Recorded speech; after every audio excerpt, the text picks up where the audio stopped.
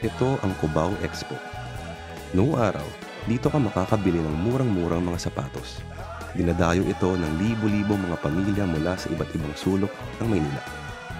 Hanggang dumating ang Cubao Art Collective Association o CACA. Nung CACA na ang namahala, ang Cubao Expo ay naging Cubao X, ang pinakamasining na lugar sa Pilipinas. Itong si kinabukasan ay isa sa mga pinakakilalang pintor. Tinanghal siyang 13 artists ng CCP.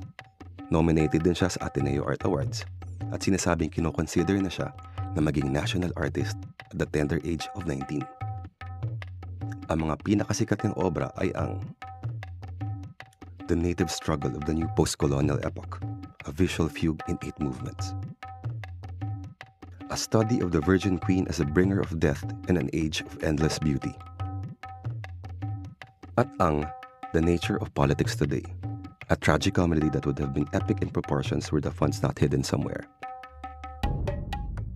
Ito namang si Ulap ay isang performance artist. Nagtuturo siya sa NU gamit ang kanyang birth name, Lena Cobangbangs. Nung isang taon, siya ang unang tao na tinanghal na 14th artist sa 13 artists. Sikat siya sa Helsinki dahil sa kanyang performance art.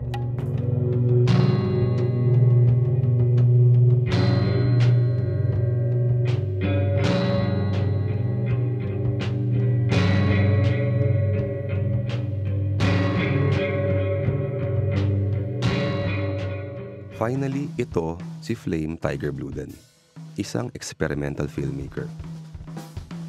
Ang pinaka-expertise niya ay gumawa ng mga corporate AVPs para sa mga taong tulad nila Gami Ogenta at J.A. Bernardino.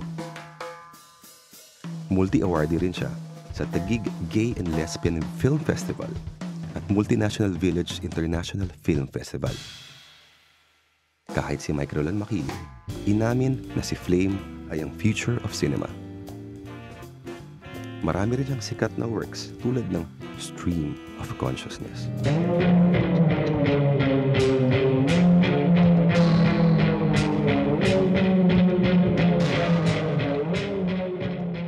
Noong isang taon, may ginawa rin siyang instructional video na pinamagatang How to Guide to Do It Yourself. So, ang tawag dito ay feedback art. At ako, ang nag-invento nito, may feedback siya.